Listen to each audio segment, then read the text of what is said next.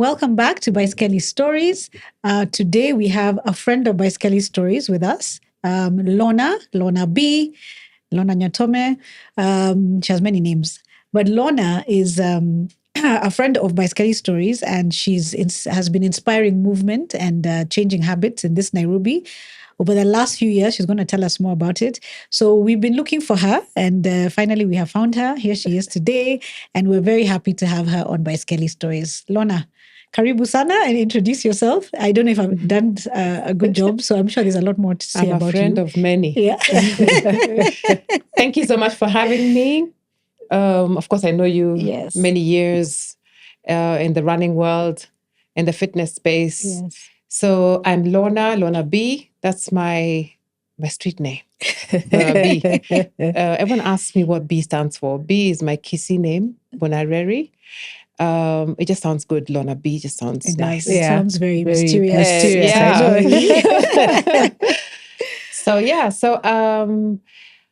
Wow, who am I? Kenyan. I was born in Nairobi in 1971. I'm 53.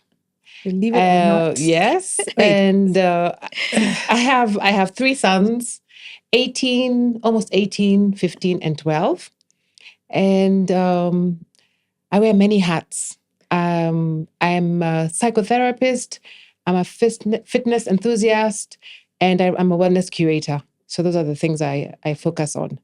And I'm passionate about inspiring women and helping women reach their fitness goals. Yeah. Okay. Oh, great. Cool. I like that last part, fitness curator. I'm a wellness curator. Wellness, not fitness, wellness. So all-round wellness. Yes. From what you eat to your sleep hygiene, all that. Yeah. So the focus really is mind, body, soul. So I'm a therapist. So I use mental wellness to understand people's journeys, and that now ties in with their fitness goals. Okay. Yeah, they all work together. Yeah. Okay, nice.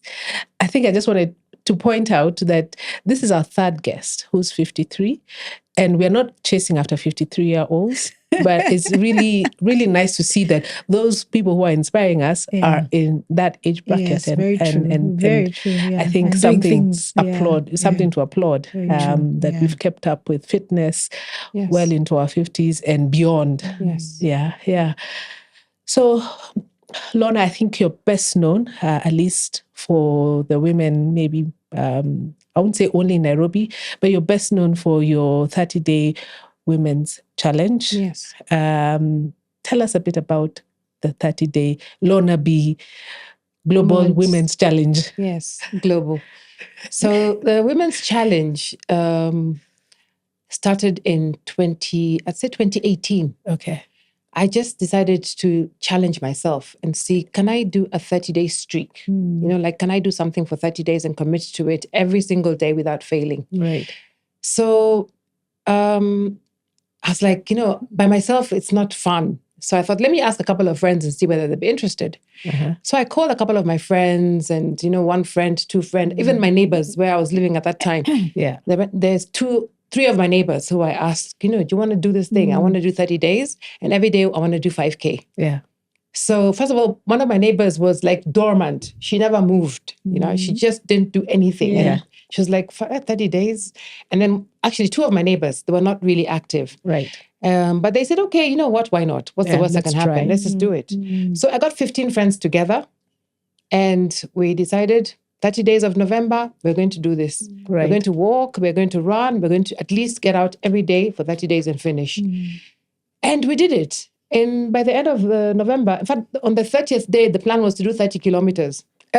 Like on that day. Yeah. Okay. But then, of course, I think I did 20 or maybe I did 30. I can't remember. I need to look at my Strava.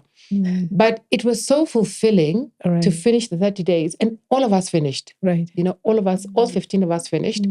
And everybody in that group went on to start a fitness journey. All of them. Till today, they're still in my program. They're still in the challenge. Wow. And, it makes me really proud to see them, come this far. And also, one of the ladies who was my neighbor, she's quite, how can I say, an important figure in society. She's a High Court judge.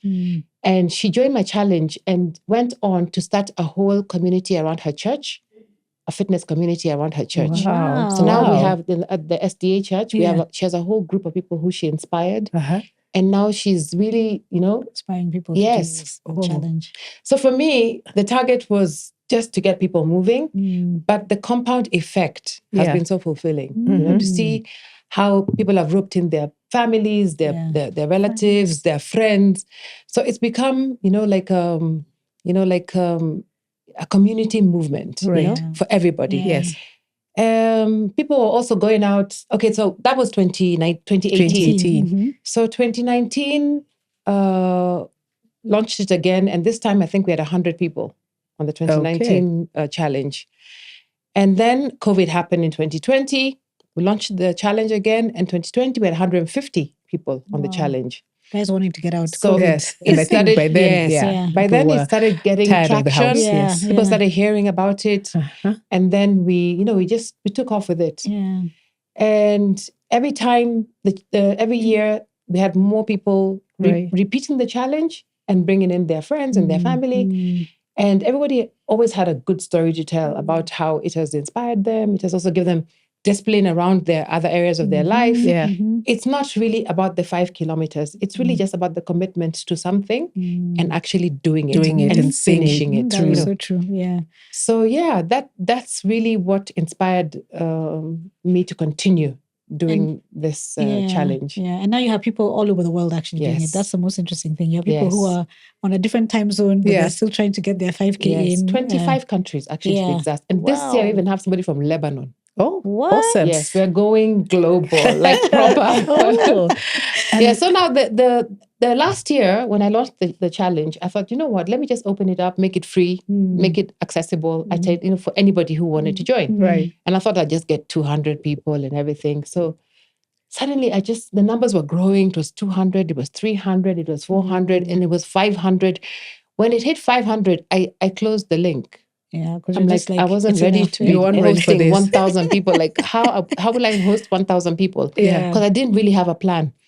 So we were 550 strong. Right. And we went through the month. Of course, I have my able captains who helped me in the challenges.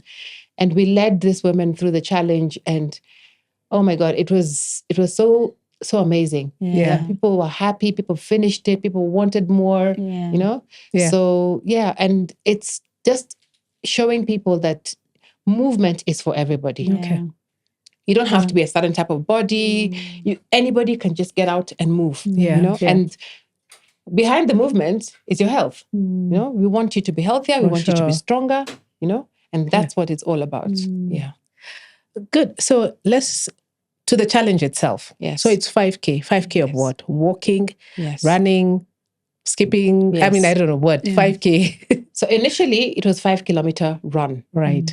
And then we realized most people wanted just to start walking. Okay. So we incorporated walking and hiking. And now this year we have biking. If you want to ride a bike, you can ride a bike. Okay. Yay, Baiskeli. So, Baiskeli. So for the first time we have bike. Yeah. So you can just walk 5 kilometers, but you have to do the 5 kilometers at one go. Right. You cannot split it out throughout the day because we want you to make a commitment To a to time set slot. time Aside to do the 5K. to do an activity for yourself, your time. Yes. And then you have to do it within the 24 hours. Yes. I mean, of I the know, day. like we were talking earlier, that there are times when you're running in the rain, as Rose was saying earlier, because you're just like, I have to get it in because you don't want to be kicked out. By the way, you get kicked out Yes. if you do not post your 5K for that day. Yes. And Lorna is very strict. There's no discussion. If it's not in by 12 midnight, it's a wrap. You're out. Even on the 29th of November, it's a wrap. Yes. So that's what makes the challenge authentic. Yeah. It's because we have rules and we stick to them. Yeah. Now, if you allowed everybody to come with an excuse, Yeah. you will have we all have an excuse why we cannot do something, That's right? very true. Very So if true. life, if something happens, just we Accept. we accept, and you can buy all of this. You can leave the challenge and try the next year. Yeah. But we are very strict, and we have one rule: you must do your activity. Yeah. You must record it. Yes. It must be verifiable, and you must post it to your captain. Yeah. You must be Before accountable. Midnight. Yes. For your activity. Yeah. That's it. That's all we want from you. Yeah. And we want to hold your hand for 30 days until we make sure that you have done this activity. Yeah. What happens on day 30 and after usually is it's a surprise for a lot of people. Yeah. They leave with more than just 150 kilometers. Yeah. At the end of the month. Of You live with movement. discipline. You now know that you can do anything that you set your mind to do. I mean, now you begin to think about what else can I do in terms of fitness. People are asking, what's for December? Anything for December? You know, what can I do this month? Yes. And then you find yourself with time. Yes. Time that you didn't think you had. Yeah. I'll tell you my experience, Yes. which was last year was my first time to enter the challenge. And I never thought I had time between waking up and going to church on a Sunday. Yeah. Yeah.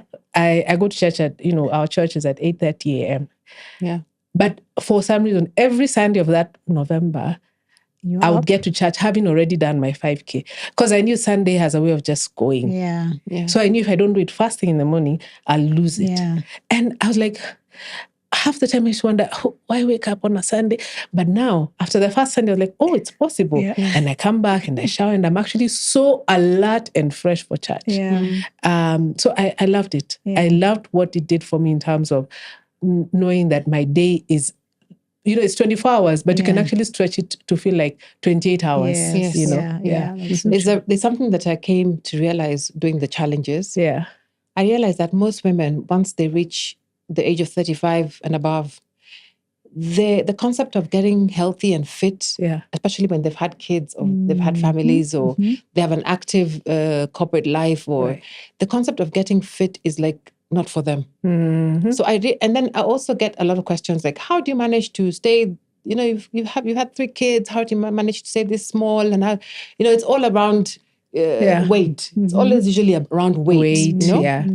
So I realized that a lot of women just needed a starter pack, just something, how do I start? Yeah. Because the concept of joining a gym, Yeah. you walk into the gym, everyone is 20, everyone looks good, and then you're there with your 50 and you're thinking, where do I start? Yeah, And then of course, there's trainers, you don't know where to start. Yeah. So this one, it is accessible and attainable. Yeah. So you just have to join the group and we'll guide you. And then from that point on, we build your confidence around fitness, And I think that it helps a lot of women understand that they have it in them. Yeah, they have it in them. Another thing I also noticed is that everyone's first goal is, I want to lose weight. I have 5 kilos since when I had my children. I've never gone back. So I always ask myself, why are people stuck on I want to lose weight? Like when you think about it. Yeah. Why is that the first thing? It always is, actually. Why is it the first thing? Why not think about, I want to get healthier. I want to move more. But I want to, because once you do all the other things around, I want to lose weight, you will naturally lose the weight. That will be the outcome. Yeah. But I think society has sort of framed us to think weight comes first. Even when you're on a fitness journey, the first thing you want to keep doing is you're on the scale. Yeah. Almost every day, as if one workout will drop. Yes.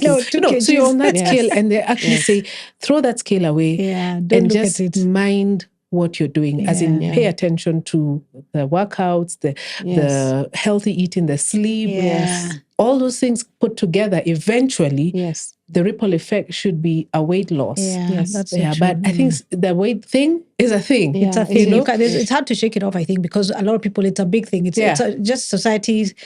That's what we all want to look like. I don't know, Kim Kardashian. That's how we're conditioned, right? And when people ask questions like, okay, Rose, you've been cycling so much. How much weight have you lost? And I'm like, yes. Why don't you ask me how much fun have I had? Yes, exactly. That's usually what's going. I've just been going and having fun. Yeah. And actually, for me, what I was going to say earlier is, even for me, the challenge is the way that you feel after. After the 30 days, just how you feel. And I think the reason a lot of women are asking, what's for December is because you want that feeling, to continue. I know I always text these guys after I've had a run, and I'm just like, this is my drug of choice, because I feel the feeling it gives you. Endorphins. Endorphins. That high is like nothing else, honestly. So but the thing is, people will never know that high, quote unquote, until you actually start doing it and experiencing it. So the first day you'll feel like, oh my goodness, especially if you've not been active. The first day you'll just be like, I'm never doing this again. But if you do it the second and the third day, the feeling that you get, it's you know. Excellent. And then now you can now say, I do it because it makes me feel good, and then now you know it makes you want to be healthy, and then now the weight loss comes. But the weight loss is always, as you say, it's always the first thing that people want to talk about. Very true. Very true. So after the November challenge, you've talked of people asking December, what are we doing? How have you responded to that? Have there been other challenges, and how you navigating? You being a wellness curator. So what happened is, in the last couple of years, I went back to school. Right. And I had free time. So now, after doing the November challenge last year, I decided to create a program that was annual for anybody who wanted to continue movement. And at the same time, when I launched the November challenge, I also created a challenge for April. I thought that's about the time of the year when January you have all these fitness goals, and then you've fallen off the wagon. Yes, February, you're second guessing yourself. March. So by April, you need a restart. So I launched a 30 by 30 April challenge, where it's 30 minutes for 30 days. You can choose any activity. Choose your workout. It can be run, walk, gym, anything. Just do it for 30 days. And for 30 minutes. So I launched it in April, and we had a good number of people who joined the challenge. And really they liked it, and they liked the fact that they could choose what they could do. People were doing swimming, yoga, running, walking, like tennis. People just picked anything that they were comfortable with. It was successful. And then, of course, at the end of April, they were asking, so what next? What next? So I decided, you know what? Let me create some more challenges. So in May, I had Come What May. It's like, come what may, you have to show up. Yes, you have to show up or something. And then in June, we had another challenge.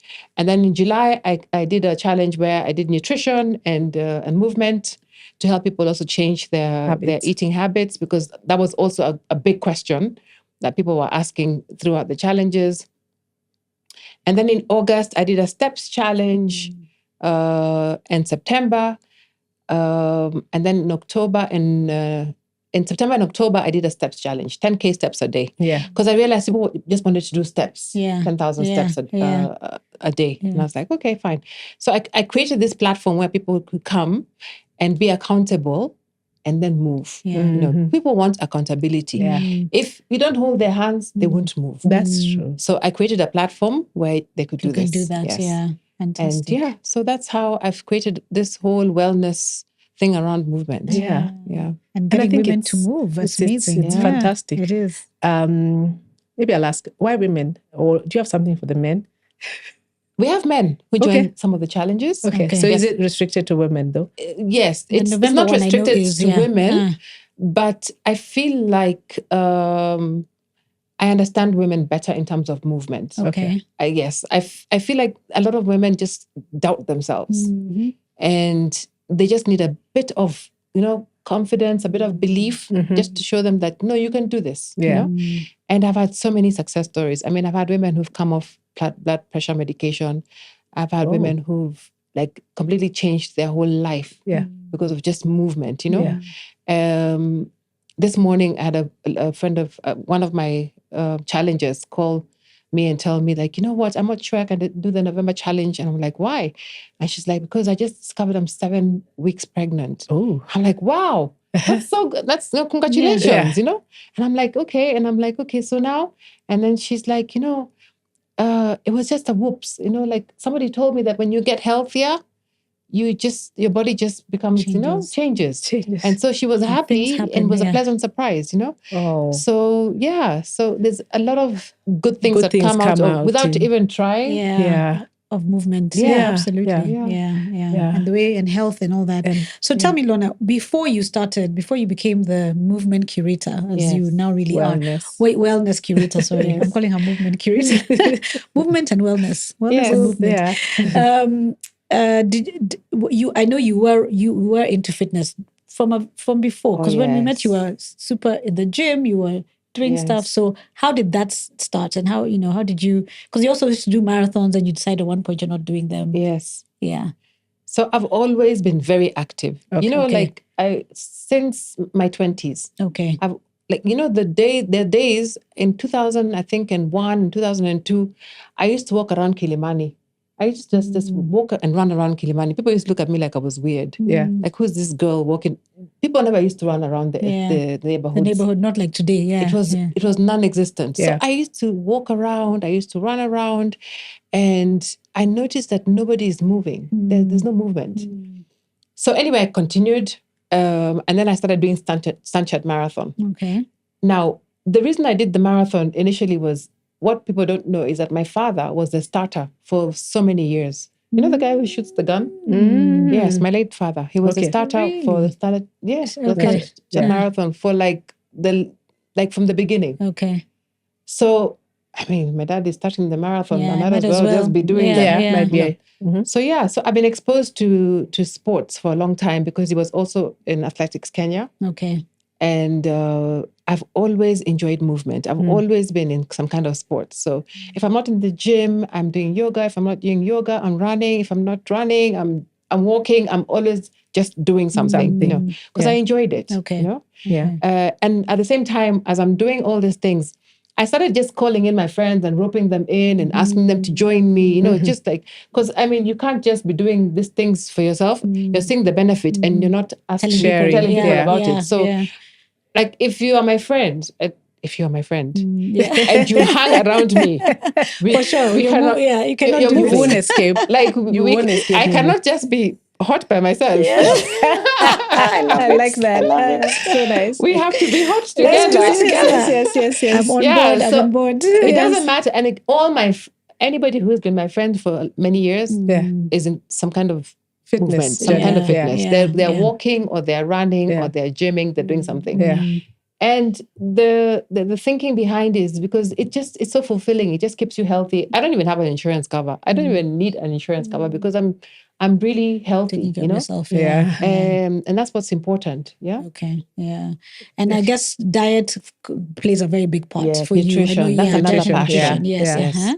I even did a course. Yeah. Oh, you did? Yes, okay. I've done a course Tell in us nutrition. about it. I did an online course in nutrition.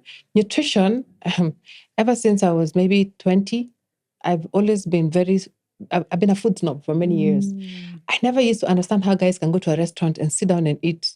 How was it cooked? The kitchen, like I'm Virgo, so OCD checks in. Yeah. And I grew up I didn't grow up going to restaurants. We grew up eating at home. Home cooked true. food. Yeah. Even all of us, I would say. I think, So This even when culture, I started working and I had my own money, it was difficult just to sit in a restaurant and buy food. Yeah. It's like, it was really strange. Yeah. So I've always been very careful with what I eat. Yeah. At the same time, I went to the UK in 1992, some years back. And I noticed that there was all these magazines, Woman's Own. You remember those magazines? Yes. And always the front cover was weight loss, weight loss, weight loss. And I was like, what is this obsession with weight loss? Like, it was an eye-opener for me. I was never exposed to it because in Kenya, we never had that problem. That's a 2000s problem, this whole weight thing. But we never had it, because we always ate healthy. Yeah.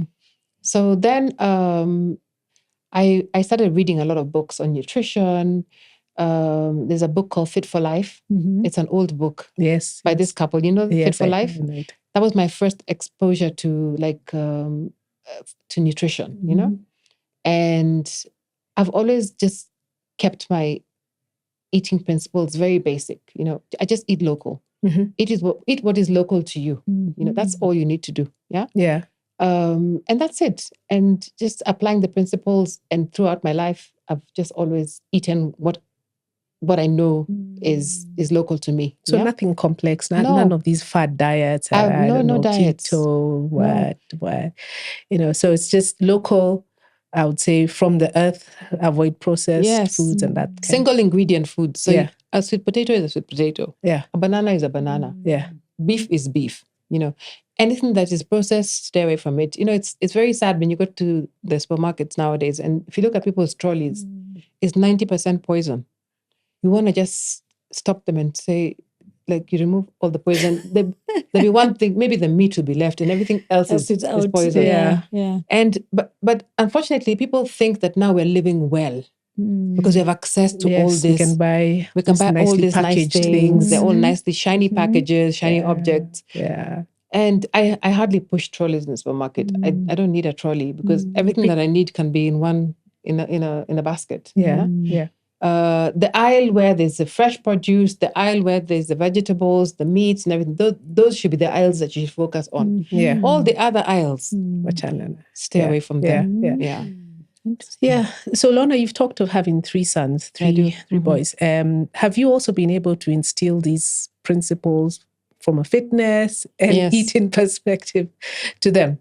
Yes. Yeah. So my firstborn is actually very sporty. Yeah. He plays golf. Yeah. I think that comes from me. My second and third born, they're not so sporty, but of course they do play sports in school and everything, but they understand what they're not supposed to eat or how to eat, So they've kind of followed in my path. Yeah. But they see it, with kids, I always say, just show them. Yeah. And because it's easier to follow by example than what you say. Exactly. Eventually they'll have the base for making good decisions in the future, right? Yes. I remember when my kids are growing up, and if my friends would come to my house and they'd ask, "Where's your mom?" Or they'd call for me, they'd be like, "Oh, my mom, she must be in the gym. She must be running, And I'm like, yeah, that's a story. That's a story they need to tell. I think that's what sounds Not like she's my in house a bar somewhere. I know. Yeah. She must be cycling. She must have cycled somewhere. Yeah. The story.